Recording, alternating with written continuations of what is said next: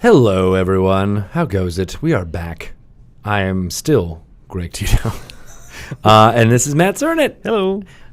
We are not doing our full thing in the lore right now, although we will very soon. I just want to make sure everyone's aware I'm not doing the actual recording, although we probably should. Should I go right into it? It's you. Are we not doing it? No, it's my bad. Do I stop or do I? Let's just keep What do going. I do? No, keep going. Don't record it. I'll go right in. Going in. I'll go right in, and then we'll do. Still recording. Okay. Got it. Solid Right. gold. This is good content, guys. We're on it. How are you doing in the Twitch? Is good? All right. Well, then screw talking to you. We're going to go right into recording our lore thing, and we're going to do two today. We're going to do Mystra and the Weave, as well as The Astral Plane. the Astral Plane, which is that song that I don't know the name of the song to. That's not good. Oh, dear. That happened? They can't see it anyway? All right, good. All right. We have things falling down. There's a lot of construction happening in the Wizard's office, which is good, but a lot of things fall down. Wait, did you just start recording like 3 times in a row? Yeah. Don't worry about it. I have more than one place I record. Oh. All right. Really? Yeah, I have redundancies. I like What we redundancies. call redundancies in the biz. So we call it in the biz. Are these cans? Can I wear these cans? Is what they call them in the biz? So, yeah.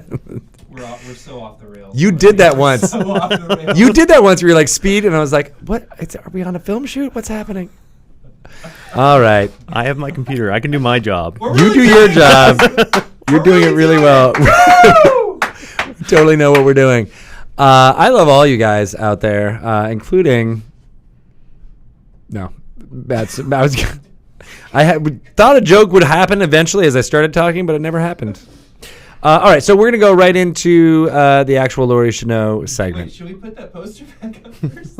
Nobody can see it. That's what is what Pelham told me. So we're just gonna stick with that and go on. I believe him because he's got a beard, and I believe all people with beards. Good policy. Yeah, right? Ryan, you're out. I don't believe you. Okay, so welcome to another segment of Lore You Should Know. I am your host, Greg Tito, and I'm joined by Matt Cernit. And today, as we do on all Lore You Should Know segments, we dive into little bits of Dungeons & Dragons and Forgotten Realms lore and history and eke out things that you can use in your game, perhaps. And today we're going to talk about Mystra and the Weave. Indeed. And by the Weave, we mean how magic works in the Forgotten Realms and why it works, and how the goddess of magic, Mystra, who used to be Mistral, Yeah. so we'll talk a little bit about that and how that shifted and changed through all of the editions and what it's like now, what our current thoughts about how magic works now in the Forgotten Realms. Yeah, it's pretty cool. Big topic, but we're going to jump right in. Yeah. So, Mystra starts out with the Forgotten Realms from the get-go. She's the goddess of magic. And the idea that she was once someone named Mistril and that there was other gods and so on before that comes later. Mm-hmm. So just sort of publication history-wise, she's the goddess of magic. The idea of the Weave, I don't think really appears until basically the Avatar Crisis in 2nd edition. Oh, okay. Where then that becomes a plot element that's used to describe essentially what's going on in the world and why magic works differently and why these weird things are happening and stuff like that. And so it is sort of this element that's created for the brand to help tell this particular story, and then it gets incorporated. And so then there are multiple occasions and later in this various stories, whether it's adventure or novels or whatever, where some individual is trying to take control of the Weave. So the Netherese very famously fall because one of their members tries to take control of the Weave and become the Lord of Magic, and that happens in sort of the history of the world, far earlier. And then there are other characters along the way. Shar tries to take over the Weave. I think Cyric does it once, and Shar maybe twice. Lolth does as well. It's like, and so it becomes this sort of thing. And what's really, I think, the most interesting thing about the Weave at this point, and for people to just sort of think about or use and play, is really the idea of how it sort of ties into how spellcasting works in D&D and how it becomes sort of a metaphor for what spellcasting is. So with the idea of the weave, these sort of strings of magical who's-what's-it going through the universe, it's sort of like the Force. It's going through everything, kind of a deal. Yeah.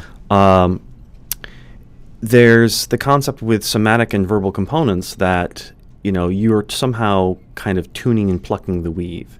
So when you're doing these weird things with your hands as a wizard, you're moving around these threads, invisible threads in the air. Oh. And when you pull out the fluff from your pocket or the bat guano or whatever, you're sort of using that on those invisible strings or some sort of structure that you're making. And maybe when you say the somatic components or the verbal components, you're kind of singing another song or note into that sort of structure of threads. And that's a really interesting way of thinking about what magic spellcasting is. And again, that comes much later. That idea of what spellcasting is relatively recent, because even the idea of somatic and verbal components is something that comes in just basically Advanced Dungeons and Dragons. The original basic Dungeons and Dragons didn't have anything like that. Whatever. Right. So. And then when you think about that's how wizards do it, right? And it becomes something where they have to sort of create these structures and plans for how they're going to do these spells, and that's why they have to memorize spells. And it's kind of elusive because once they cast those spells and do it, then they kind of forget about it. So this kind of makes it this weird sort of elusive philosophy that wizards have to follow. Yeah, and it makes sense because they have to be really super intelligent in order to do it. Whereas a sorcerer kind of just grabs some threads and hucks it, and something happens. And they've got 4 or 5 different versions of that hucking thing that they can do, right. But that's a talent that they have, and they can't do the other things or learn other things. And oddly enough, it's like this kind of thinking about what magic is and what spellcasting is kind of comes in now, and it kind of helps explain earlier things. So sorcerers were really a class that were invented in 3rd edition. But in 2nd edition, there was the Netherese, and the Netherese didn't have to memorize spells. They could just sort of cast a certain number of spells, and it very much like sorcerers. So you can imagine the Netherese are actually more like sorcerers than they were wizards. And so then, what does a priest do when they're casting their spells? Are they doing the same thing with a Hamana? No, they're probably saying, "Hey, Torm, please help me cast a spell," and then pointing the finger and hoping that the thing happens. And so there's the idea that for divine spellcasting, they're asking their patron or their deity to do that weave for them, or are they totally separate? I think they're probably asking the patron to do that, but essentially that patron is also in Forgotten Realms, definitely that's also using the weave. So because if there's holes in the weave, essentially, that's an area of dead magic where no magic works at all. Divine, arcane, anything doesn't matter. So if you're a god and you walk into that area of dead magic, you got nothing. Yeah.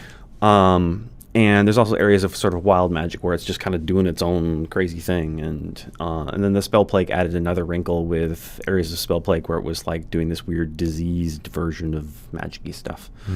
But I really like that metaphor because I think it just sort of helps do lots of interesting things about how magic works. And was just going back a little bit to Mystra, did she create this? When did the history?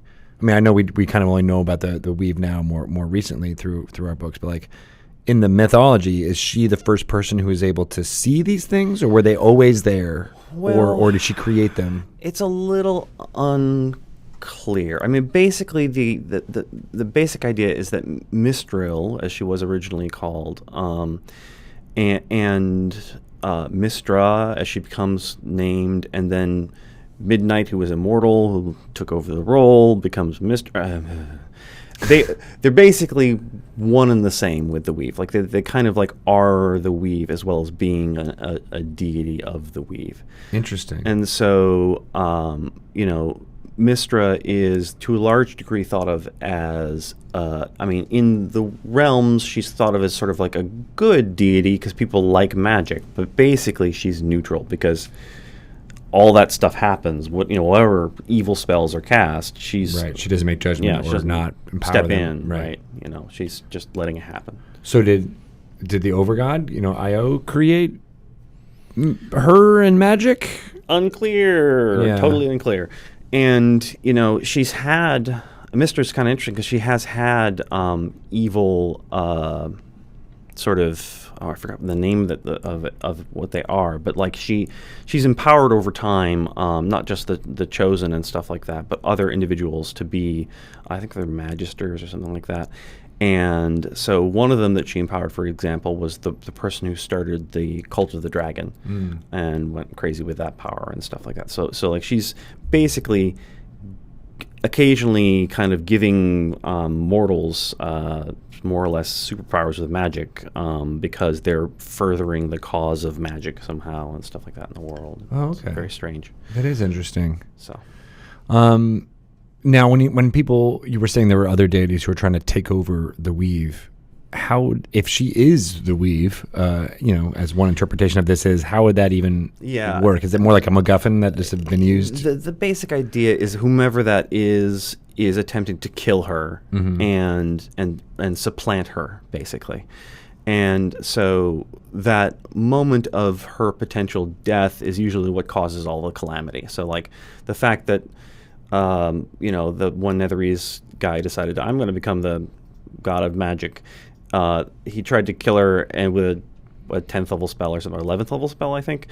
Anyways, and that caused basically magic to just stop in the world. Ooh. And that caused all sorts of calamity and stuff like that. So it's interesting because the whole idea of how magic works in D&D, that you have sort of a limited repertoire of spells and that you forget them and so on, is generally ascribed to sort of the idea of Vancian magic. Yeah. And that's from the Dying Earth stories. Dying Earth stories, right? Yeah.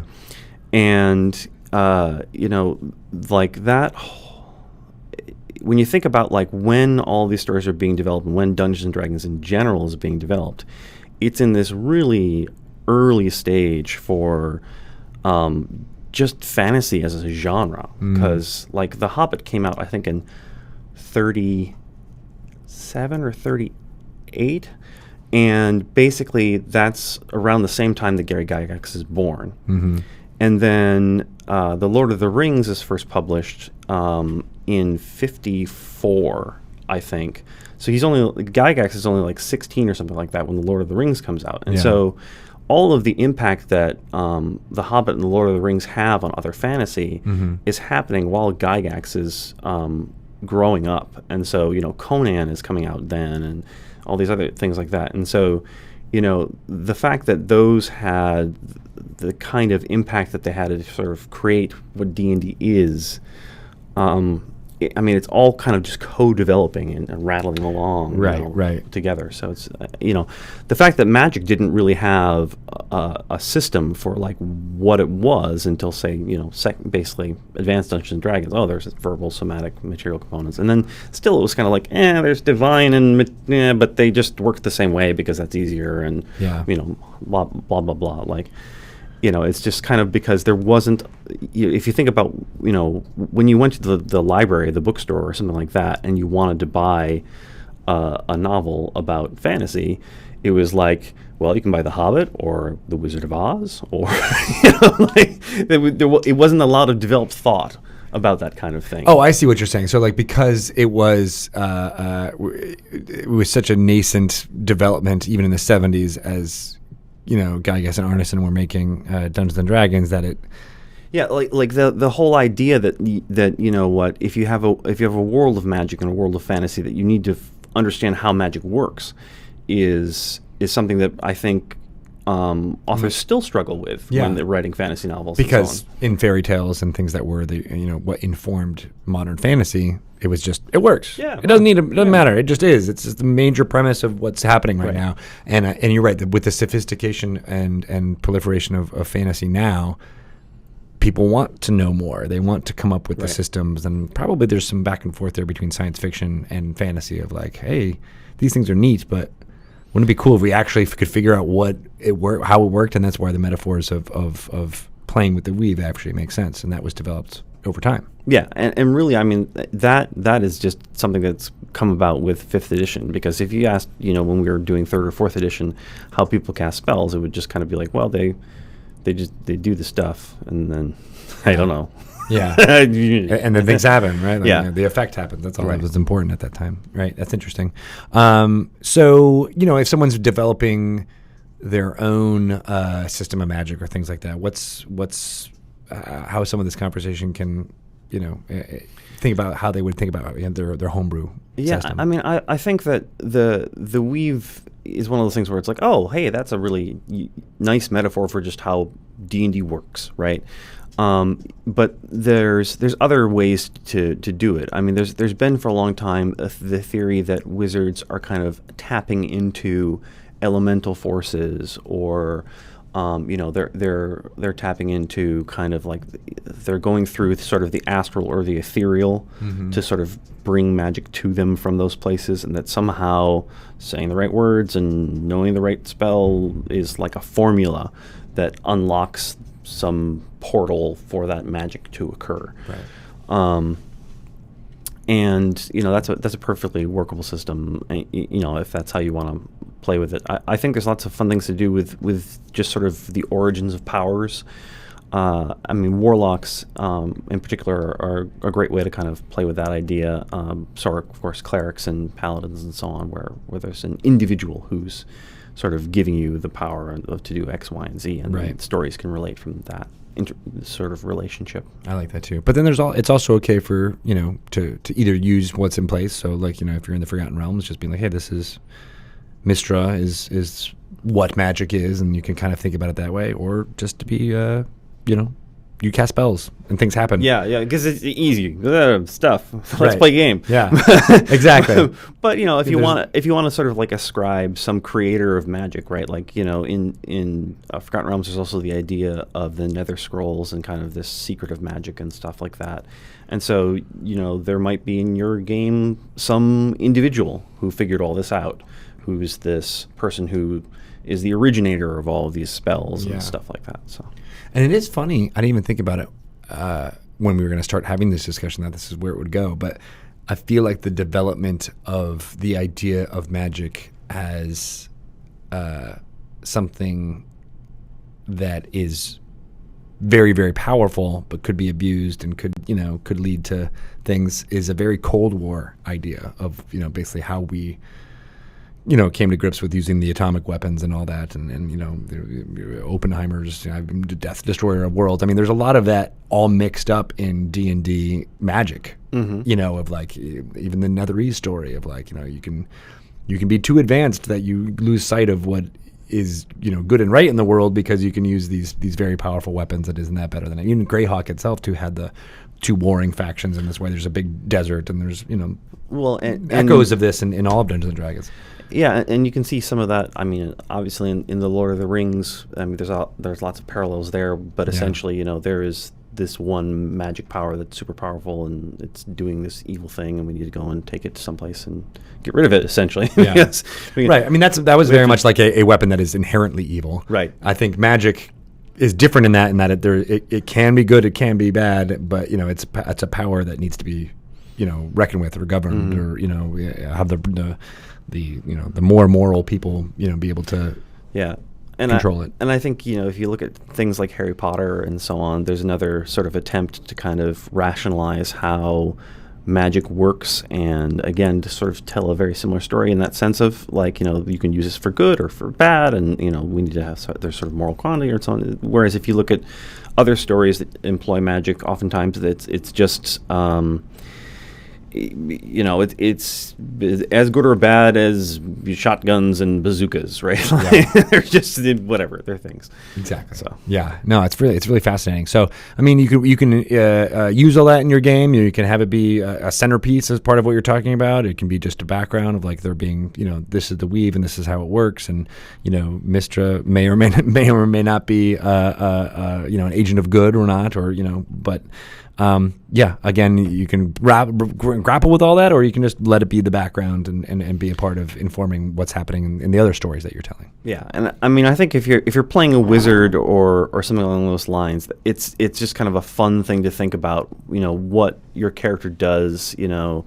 There isn't, for example, in besides a few examples in the Player's Handbook where we specifically say this is the motion for burning hands, or this is exactly what you do or say for this sort of killing word or whatever. Yeah. A lot of the sort of what the verbal components are is kind of like yeah, make it up. Enjoy improvising. Is it abracadabra, or do you say something else? And one of the things that Ed Greenwood has said over the years is that essentially there isn't any specific words for a spell. So fireball, you don't have to. Not everybody says the same thing for fireball, but they come up with their own sort of like rhyming mnemonic or whatever to sort of remember the kinds of sounds you have to say in order to get the spell out there. I see. And so it's not even that they have to say the word fire or go or anything like that, but that there is a particular sound or tone or something they need to say in a particular rhythm. And again, that hangs together really nicely with the idea of sort of this tuning the weave and plucking it and making sort of a music out of this construct of magic that you're making. Nice. All right. Cool stuff. Yeah. I'd love to think about, I don't want to say the science behind magic, but, a bit of having a framework and logical metaphor behind it. I think it's really interesting. Yeah, it's fun. Yeah, good stuff. If people want to have tons of questions about magic and what they're verbal and somatic and all curse words. I'm a profane wizard. Yes. Wizard of profanity. How can they get in touch with you and ask you what swear words they should use? I am at Cernett, Cernett on Twitter. Awesome. Great. And I guess that's it for this Lore You Should Know segment. And we'll be back with more next week. Sweet. That is good stuff. I didn't even get to bards, but that's a whole nother thing. But I guess they're even more in touch with it just because of their musical right. They're doing their thing. Yeah. They are the heroes of those folks. Great. So we're gonna do one more of these, and then we might be a little bit late as far as starting Fourth Grade Lost City of Omu right at 5. We'll do that at 5:05ish, depending how much we talk about the Astral Plane here. If you're here waiting for Fourth Grade, there is a Fourth Grade live show coming up to the New York area in Brooklyn, New York, November 18th at 3 p.m. Eastern time. It'll be starting, and you guys will all be able to watch it here on Twitch, which will be fantastic. But if you're in the area, you can watch it live. You get to see Joe Manganello, Deborah Ann Wall, Dylan Sprouse, and Utkar Shumbudkar, as well as Matt Mercer.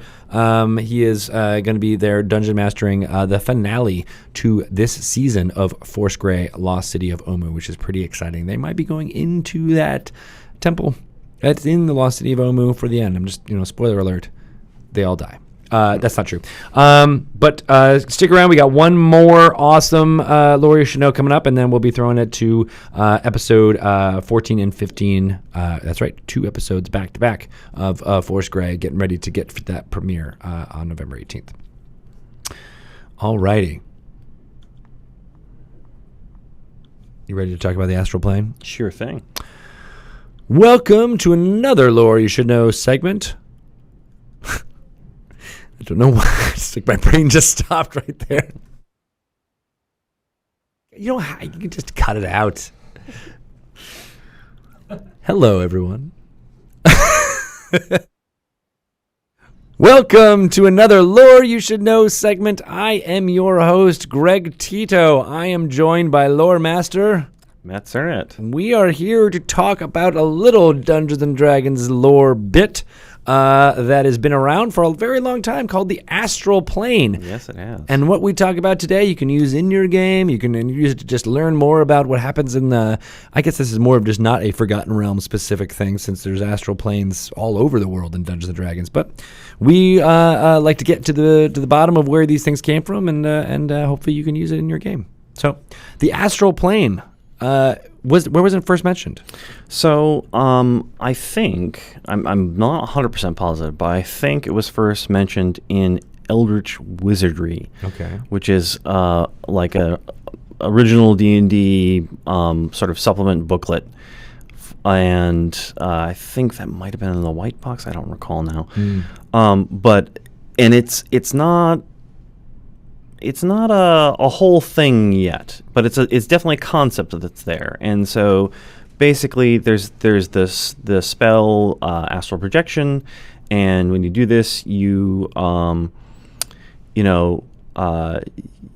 you go to the astral plane, and there are things there that interact with the astral plane. So it says, for example, that demons can operate in the astral plane, and Medusa and basilisks can gaze into it, etc.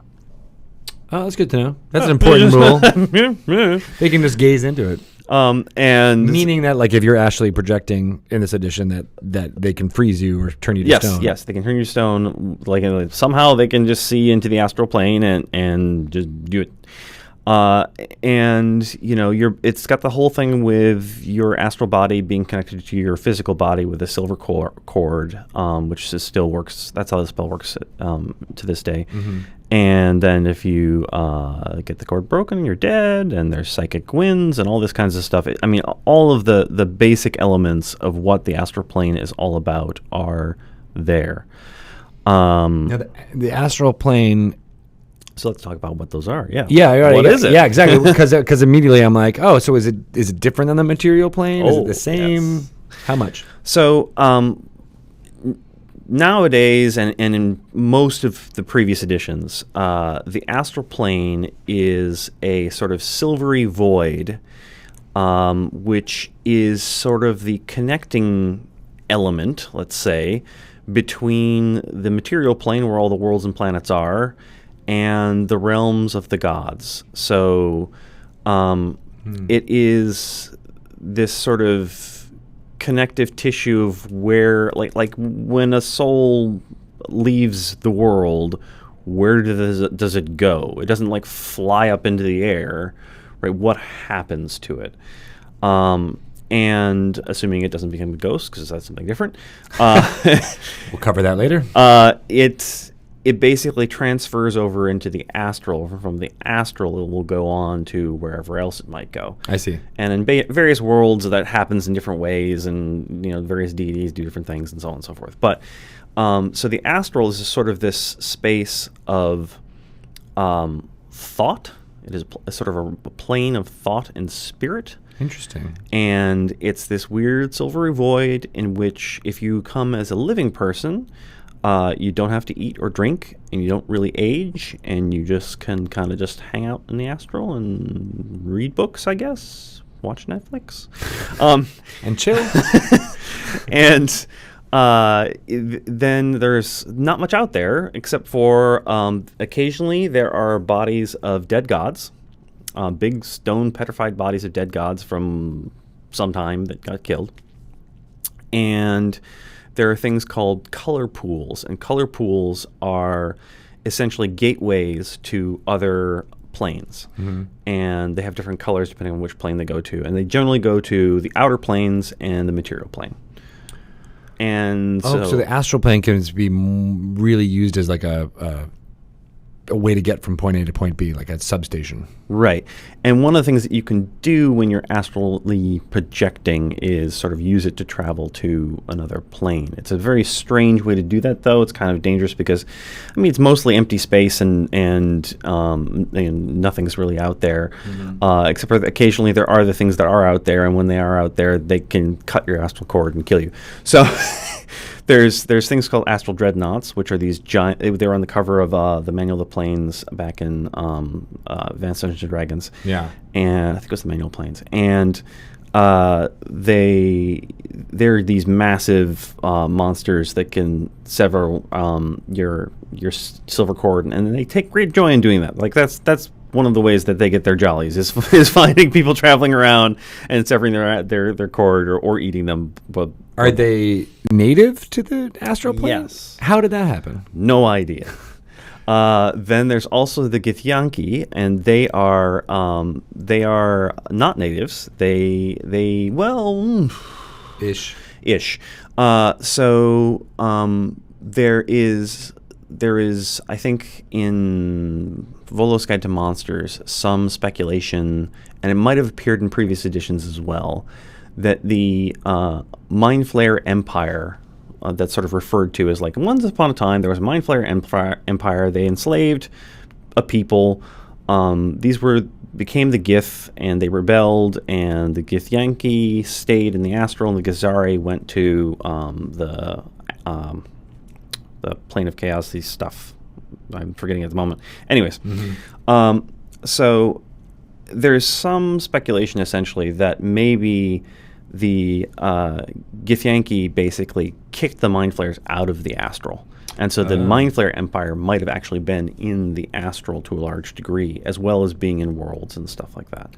So that's interesting because there's not a lot of minds in the Astral Plane, right? No, but there are those color pools, and there are these things called spelljamming ships called nautiloids, and you could perhaps say dominate an entire world of human beings on a plane and basically farm it for brains.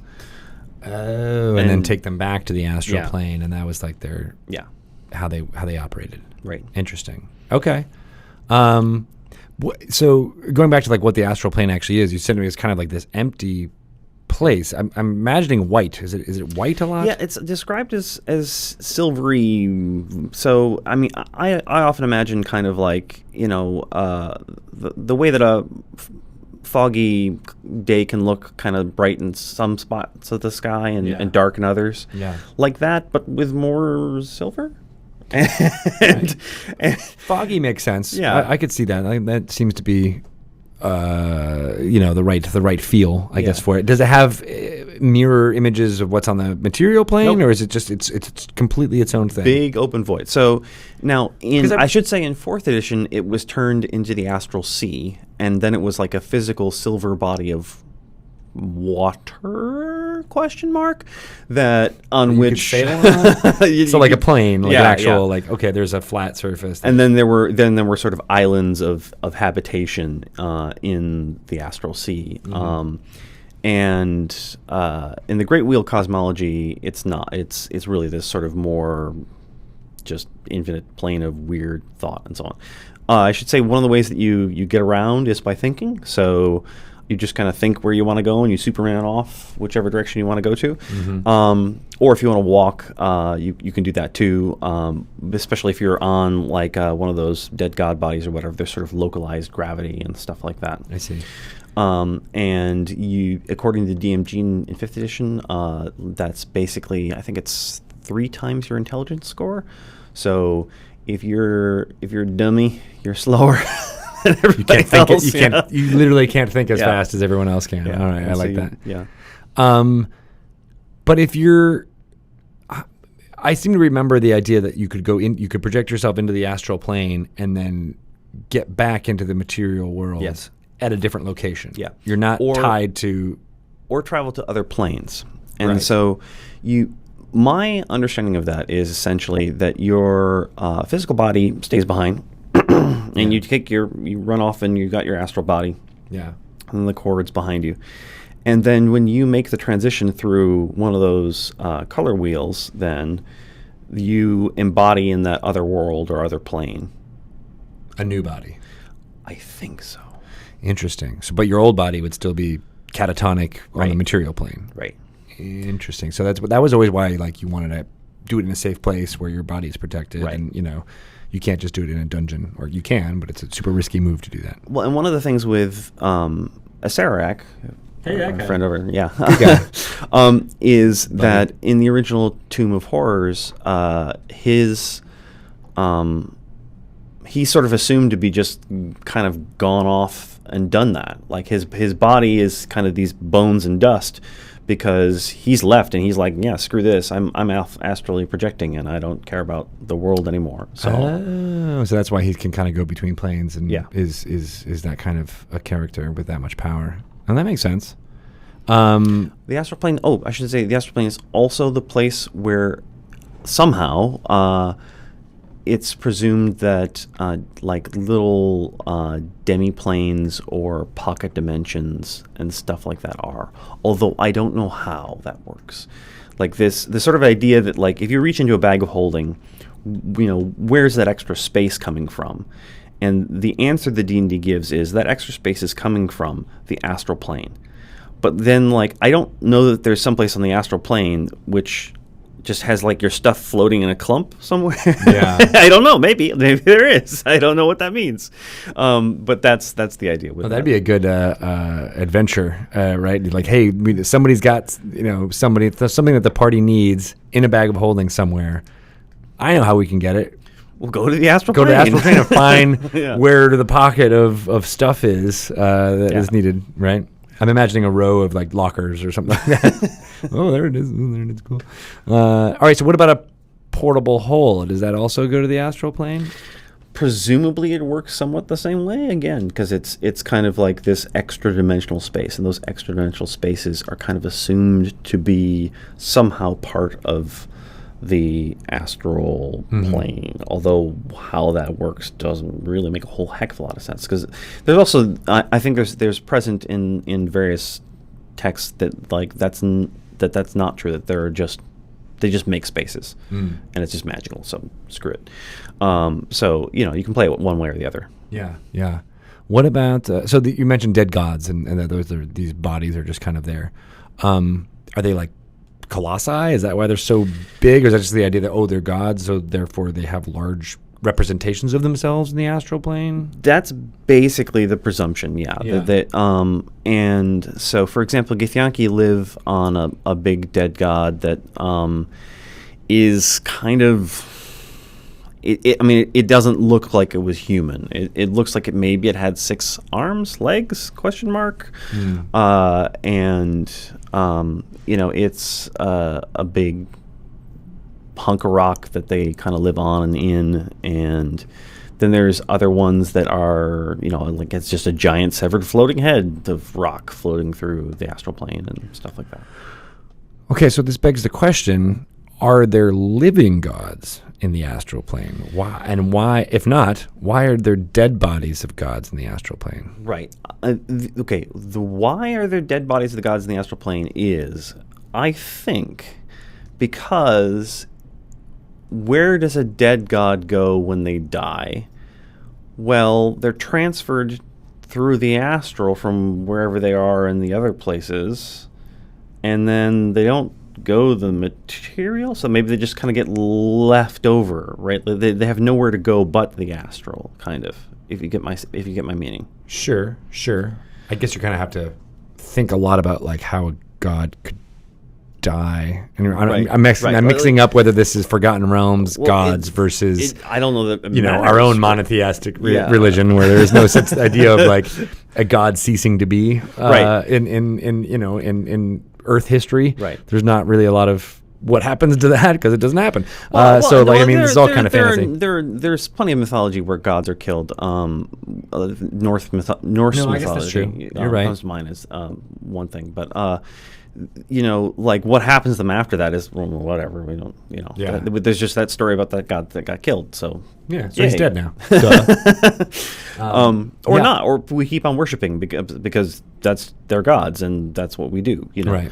But so then go back to the other part of the question: are there alive gods in the astral plane? So I would have to look that up because one of the things that happened especially in Planescape is that a lot of gods are sort of given homes to go to. So the vast majority of them are in the outer planes. They're in the Abyss, they're in the Outlands, they're in Mount Celestia, all those places. And they're sort of assumed to have a home on that plane that is somehow theirs and separate from whatever the rest of the plane is. And so Chronepsis is this dragon god of longevity and time, and he's out in the Outlands somewhere where he's surrounded by like a horde of clocks and hourglasses and other watches and timekeepers, and he's just this weird dragon sitting on a horde of timekeeping pieces. Yeah. And are those things counting the dragon's lifetimes or something? Yeah, it sounds like what they're doing. That That's sounds a cool idea. Yeah, right. I'm on that. But some gods are placed in stranger places like the various elemental planes and stuff like that, particularly if they're really associated with the elemental planes. Yeah. I can't think of any gods offhand that are directly associated with the astral.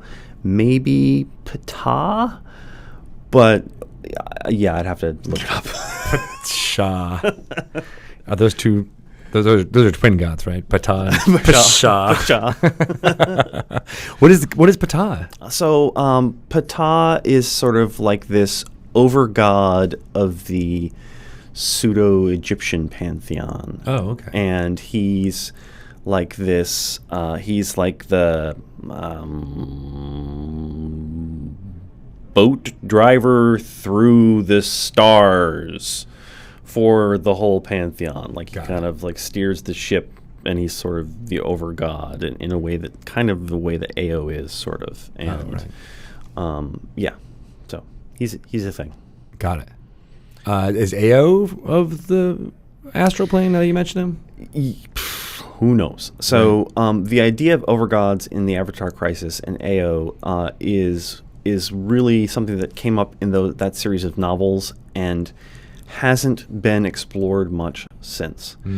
If you think about other pantheons, like say the celestial bureaucracy in Kara-Tur, there is the implication that there are, because it's this bureaucracy, that there's somebody at the top and there's somebody up there, and there isn't, for example, any references that I'm aware of that when the Avatar Crisis happened, all of the gods of the celestial bureaucracy got thrown down into the world and were mucking about for no reason, right? Yeah. Like Ao got mad at a very specific group of deities, and It's like, you get out of here.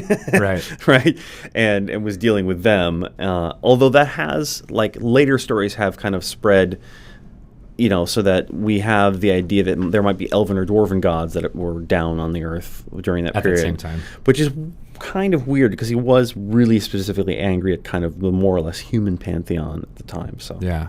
Okay. Well, we strayed a little bit from the astral, as you know, we are sometimes want to do, because these questions will We just went go through a places. color pool. Yeah, we went through a color pool into Faerun and ended up there. So if people were going to use the astral plane, as a location in their thing, or just hey, a wizard in your party starts using astral projection a lot more. What are some of the potential pitfalls and/or good story hooks things? I think one of the coolest things is Githyanki. So because they have to live, or well, not have to, but because they do live in the astral plane, and it's a timeless realm where they don't have to eat and sleep and all this other stuff, they can't actually produce young in that world, in the astral. Yeah. So they go down and, oddly enough, lay eggs. And have basically creches where they secretly raise and train their young to then go back and live in the astral. So one of the things they have to do is, as a sort of rite of passage, is go and kill a mind flayer. And so you have to imagine that all over your campaign world, that you didn't even know that these things were there. There are these hidden creches of Githyanki super warriors training to be super warriors to go out and kill their first mind flare, and like how many of them survive? It's this weird sort of like they're like these teams of people trying to go and fight the alien, right, in Aliens. And the fact that they're out there and hidden someplace is just super cool. Because they have to do things. They still have to eat. They have to do all the normal stuff that people do. And so you have to imagine that they're doing this in secret, and maybe if they get spotted, they have to kill the person who spotted them and stuff like that. And so you can imagine a way that like you kind of learn about this group of people. Now, how do they get to and from the astral? Yeah. Right?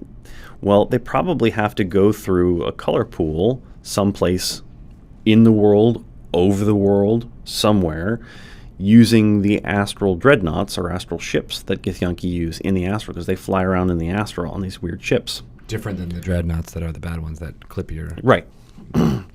And so they might fly into the world essentially at some point, Yeah. and pick up the new recruits, or fly into the world and drop off supplies or something like that. And so, your characters could find out these things, or stow away, or get captured, or all kinds of crazy things could happen. It's a neat way to introduce at least the whole concept. Yeah. Somehow.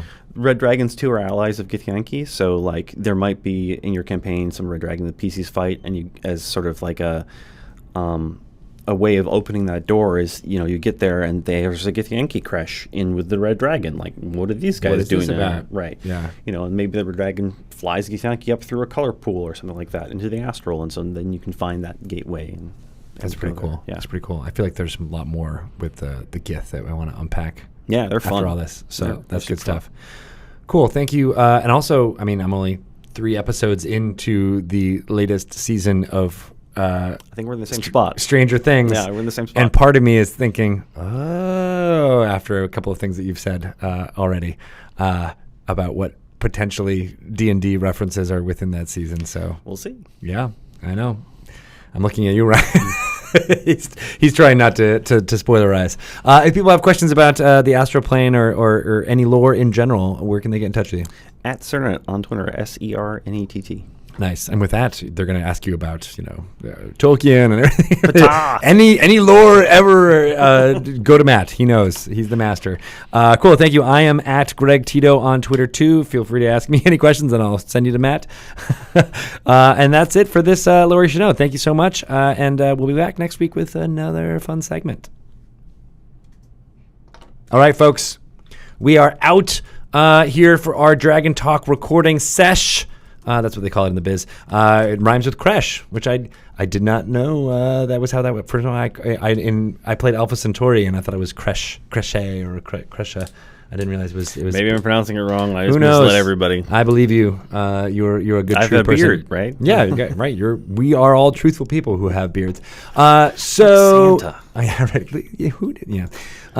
You guys are awesome. Thank you for bearing with us. We are going to get to 2 episodes of Force Grey Lost City of Omu very soon. Again, there is an awesome live show happening on November 18th. That's a Saturday. It's at 3 p.m. Eastern Time in Brooklyn, New York. If you're in that area, you can grab tickets. It's still at the introductory price right now, I believe, of $20, but you can also get a VIP ticket for $65, which gets you a free copy of Xanathar's Guide to Everything, which will be out in game stores at that time, but won't be out widely at that time. So you might be the first one to kind of grab it from your gaming group, which would be pretty cool. Again, you'll get prime, first grab at seating if you get the VIP prices as well. Pelham, go ahead and throw some links into there about how to buy tickets. We probably should do that throughout this entire hour of Force Grey Lost City of Omu that'll be coming up right now. We're going to get through, again, 2 episodes now and get them so that we're all ready to go for the live show, which will act as the finale to this entire season. It's been a lot of fun watching this crew of Joe Manganiello, Deborah Ann Wall. I don't know why I put a esh at the end, like it's like Joe Walsh. That's terrible. Utkar Shambudkar, as well as Dylan Sprouse, and of course, Dungeon Master Matt Mercer has been guiding them through all of the fun times happening in Schult. You guys are awesome. Thank you so much for being around. And for those of you who are subscribing, you are good people. You won't get any ads in this little break before we start the Force Grey thing. But those of you who are subscribing, you get to watch us jump around and be fools as we try to tear down what's happening in here. So we're going to run a couple bit of ads right now as well. And I'm going to vamp a little bit so that I can see Pelham getting it ready to go. He looks like he is ready to go now. You guys are awesome. Talk to you very soon. We'll be back next week for more Dragon Talk recording. Until then, here are 2 episodes of Force Grey Lost City of Omu coming at you.